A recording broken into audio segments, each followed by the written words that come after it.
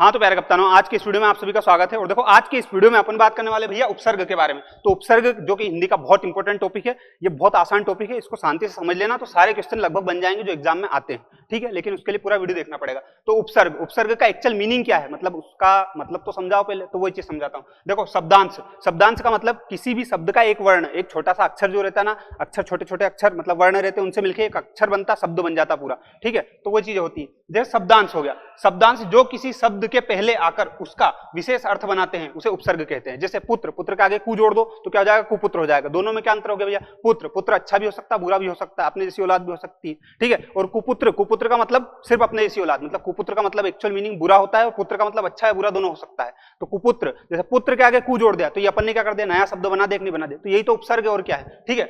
उपसर्ग का actual meaning भैया तोड़ के बताओ तो देखो, उपसर्ग, उप का मतलब समीप, पास, कनेक्ट करने, जिसके बाद सर्ग का मतलब सृष्टि करना, बनाना, ठीक है। तो यही क्या होता है, उपसर्ग होता है। उपसर्ग और प्रत्यय, ये दो चीज हिंदी में बहुत चलती है, ठीक है। और बच्चा इसमें कंफ्यूज होता है और इससे एग्जाम में क्वेश्चन पूछते हैं। कैसे पूछते हैं, जैसे यहाँ पे आओ, उपसर्ग और इधर लिखा प्रत्यय, तो उपसर्ग की क्या क्वालिटी है, उपसर्ग की क्वालिटी है क्या, तो उपसर्ग शब्द के शुरू में लगता है कभी भी। जैसे पुत्र के आगे अपन ने कु जोड़ा, जो कु वर्ण जोड़ा वो कहां जोड़ा, आगे जोड़ा। और प्रत्यय शब्द के अंत में लगता है, भैया कैसे, वो बताऊंगा, रुको जरा किधर सुनो। दूसरा अंतर, उपसर्ग लगने पर मूल शब्द का अर्थ बदल जाता है। जैसे पुत्र के आगे कु जोड़ दिया तो कुपुत्र, तो पुत्र अच्छा या बुरा हो सकता है, कुपुत्र हमेशा ही बुरा रहता है, ठीक है। तो ऐसा अंतर बदल गया। जिसके बाद में प्रत्यय लगने पर, मतलब बाद में कोई शब्द लगता है, छोटा सा वर्ण लगता है, तो उसका अर्थ, मूल अर्थ आसपास ही रहता है। कैसे, एग्जाम्पल समझना। उदाहरण के लिए, कार के आगे प्र जोड़ दो तो कार का मतलब क्या होता है, अपन जो देखते हैं वो कार के आगे प्र जोड़ दोगे तो क्या हो जाएगा, प्रकार। ये प्रचार लिख दिया है, ये थोड़ा सा गलत है, तो प्रकार हो जाएगा। इसमें प्र जोड़ने पर उपसर्ग हो जाता है जो कार शब्द के पहले जुड़ा है, ठीक है। तो प्रकार का मतलब अपन समझते हैं, प्रकार का मतलब क्या होता है। जिसके बाद में भैया उदाहरण, ये किसका, प्रत्यय का है। तो ऐतिहासिक, इतिहास के पीछे इक जोड़ दिया जो कि क्या है, प्रत्यय है, तो ठीक है, क्या हो गया, ऐतिहासिक हुआ। अब ऐतिहासिक में और इतिहास में कोई ज्यादा अंतर है क्या, कोई भी अंतर नहीं, मतलब थोड़ा बहुत अंतर है, ठीक है। लेकिन यहाँ पे कार और प्रकार दोनों शब्द में अंतर देखो तो बहुत धरती आसमान का अंतर आ जाता है। बस यही क्या है, उपसर्ग। तो उपसर्ग अपना मेन टॉपिक है वीडियो का। तो अब आगे समझो, उपसर्ग बेसिकली होती कितने तरह के हैं, मतलब यूं देखोगे तुम अगर बहुत सारी बुक में, तो हिंदी भाषा के उपसर्ग, संस्कृत भाषा के उपसर्ग, अंग्रेजी के और उर्दू के, और इसके अलावा फारसी वगैरह बहुत सारी भाषा के मिल जाएंगे। पर बेसिकली जो अपने एग्जाम में ज्यादा आते हैं वो कौन से, हिंदी, संस्कृत, अंग्रेजी और उर्दू।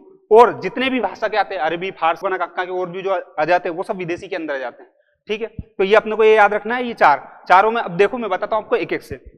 हिंदी भाषा के उपसर्ग कौन कौन से हैं, जो शब्दों के आगे लगते हैं, कौन से, अन, अध, ये बस ये वाली जो लाइन है ना, ये 4 लाइन सभी की, ये याद कर लो, कुछ भी याद करने की आवश्यकता नहीं है। देखो, अन, अध, उन, ओ, कु, चो, इसका स्क्रीनशॉट ले लेना, नहीं तो मैं इसको डिस्क्रिप्शन में दे दूंगा लिख के, कोई दिक्कत नहीं है, ठीक है। पच, पर, बिन, भर, ये जो लिखे हुए हैं ये सब क्या है, उपसर्ग। स्क्रीनशॉट ले लेना चाहो तो। अब ये लगेंगे कैसे, फॉर एग्जाम्पल यहाँ देखो, अन लिखा है। अब देखो यहाँ पे एग्जाम्पल पढ़ो, अनपढ़, अनजान, अनबन, सबके आगे अन लगा कि नहीं लगा, ये होगा। अध का देखो, अधपका, अधमरा, ठीक है। अब मैं मान लो तुमसे पूछूं कि अधपका में कौन सा उपसर्ग है, आराम आदमी यूं देख बता देगा, अध क्या है, उपसर्ग है, बस यही है। ऐसे एग्जाम में क्वेश्चन आते हैं। एग्जाम में कैसे क्वेश्चन आएगी ये देखना है तो एक लिंक दूंगा डिस्क्रिप्शन में, उसमें बहुत सारे क्वेश्चन दिए हैं, वो क्वेश्चन आप देख लेना कि एक्चुअल में एग्जाम में क्वेश्चन आते कैसे हैं। जो बिगिनर लोग उनको कह रहा हूं, जो एक्सपर्ट है वो तो दे ही रहे होंगे सदियों से, ठीक है। तो ऐसे सारे एग्जाम्पल दिए हैं, चाहो तो देख लो, ठीक है।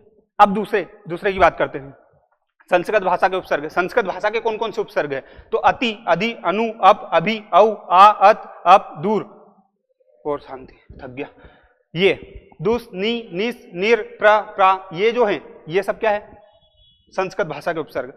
बनते कैसे हैं, तो यहां पे आओ, देखो ये लिखा है अति का भैया एग्जाम्पल, तो अतिक्रमण। अब मैं बोलूंगा अतिक्रमण में कौन सा उपसर्ग है तो फट से दिख जाएगा, अति है। जिसके बाद अतिवृष्टि, दिख रहा कि नहीं दिख रहा, तो ऐसे इनके 4-5 एग्जाम्पल दिए जिससे आपको समझ में जाएगा। अब मैं वही चीज में घंटे बनाऊं तो उससे क्या मतलब, तुम लोग इतने समझदार हो कि एक एक एग्जाम्पल दूं तो समझ में आ जाएगी चीजें, ठीक है। इसलिए मैं ज्यादा डिस्क्राइब नहीं कर रहा हूं कि 2 घंटे का वीडियो बना दूं, मैराथन बना दूं, ऐसा काम नहीं कर रहा हूं, इसलिए शॉर्ट में बता रहा हूं तुम लोगों को।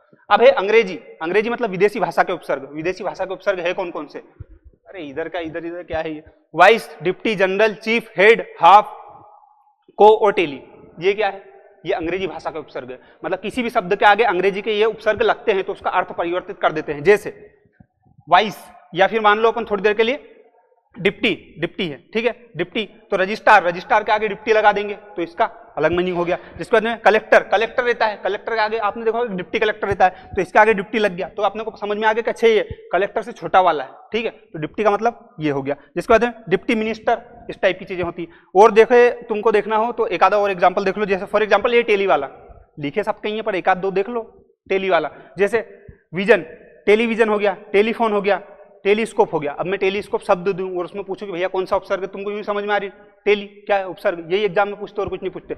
और एक स्पेशल बात बता दूं तुम लोगों को, ये जो शब्द लिखे ना vice, deputy, general, chief, head, half, को, टेली, ये पूछते हैं कि तुमको दे देंगे टेली, ये किस भाषा का उपसर्ग है, किस भाषा का है, उर्दू का, हिंदी का, अंग्रेजी का, तो वहां ऑप्शन में लगाना पड़ता है कि अंग्रेजी का है ये, ठीक है, तो ये याद रख ही लेना। हाँ, और एग्जाम में कैसे क्वेश्चन आएंगे उसका लिंक डिस्क्रिप्शन में दे दूंगा। अब बात करते हैं भैया उर्दू भाषा के उपसर्ग कौन कौन से होते हैं, तो इनको याद रखना है। तो कुल मिला के तुमको कुछ भी नहीं, ये जो पट्टी है ना, ये 4 पट्टी चारों की वो याद कर लो बस। ये एग्जाम्पल तो तुम नींद में याद कर लोगे, कोई बड़ी बात नहीं है। थोड़ा बहुत भी अगर पढ़ते हो, संधि विच्छेद, अंधि विच्छेद आता हो तो, और नहीं आता तो फिर एक काम करना, पढ़ लेना और क्या करना, ठीक है। तो भैया उर्दू भाषा के उपसर्ग ला, बंद, बे, कम, गेर, ना, खुश, हम, एन, सर, बेस, बा, अल। अब ये इनको ऐसे पढ़ोगे तो ऐसे तुमको अलग ही चीज भलती लगेगी, लेकिन एक्चुअल में यहाँ आओगे तो पता चलेगा। जैसे फॉर एग्जाम्पल तुम जैसे कोई सा भी देख लो, कम, ये कम लिखा है, कम का अब यहाँ पे देखोगे तो कमबख्त, कमबख्त। अब कमबख्त में से उपसर्ग निकालोगे तो क्या निकलेगा, कम। जैसे कम दिमाग, कम दिमाग, हाँ अपन बोलते हैं ना कम दिमाग का है, तो वही उसके आगे दिमाग के आगे कम लग गया, ठीक है। तो अब यहाँ पे समझो दिमाग का मतलब क्या होता है, दिमाग का मतलब दिमाग होता है अपना दिमाग, ठीक है, और कम दिमाग का मतलब बेअकल आदमी से बोला जाता है नॉर्मली, तो इसका मीनिंग चेंज हो गया कि नहीं हो गया, कम जोड़ते, ठीक है, यही उपसर्ग होता है और कुछ नहीं होता है। तो ये जो चीजें आपको बेसिकली मैं बताऊं इस पूरी पीपीटी में याद क्या करना आप लोगों को, ये जो 4 लाइन है ये याद करनी, एग्जाम्पल एक भी याद नहीं करना। और बहुत जगह आपने देखा होगा कि इनके मतलब याद करने का बोलते हैं, खुश, ना, गेर, इनके मतलब याद करो, मीनिंग क्या है इनका, मीनिंग याद करने की मेरे ख्याल से कोई आवश्यकता नहीं है, मेरे ख्याल से कोई आवश्यकता नहीं। कभी आपसे एग्जाम पे एक आधा क्वेश्चन पूछ ले बहुत बड़ी बात है, लेकिन कभी नहीं पूछते कि ये बेस लिखा तो इसका मीनिंग बता, उनको इससे मतलब नहीं। वो यूं कहते हैं कि भैया ये लिखा कमबख्त, कमबख्त में कौन सा उपसर्ग है, बस ये बताओ। अब तुम बोल दो कि कम है भैया उपसर्ग, तो यूं कहेंगे कि कम जो है किस भाषा का उपसर्ग है, तो फिर तुमको याद रखना है कि जो कम है उर्दू भाषा का उपसर्ग है।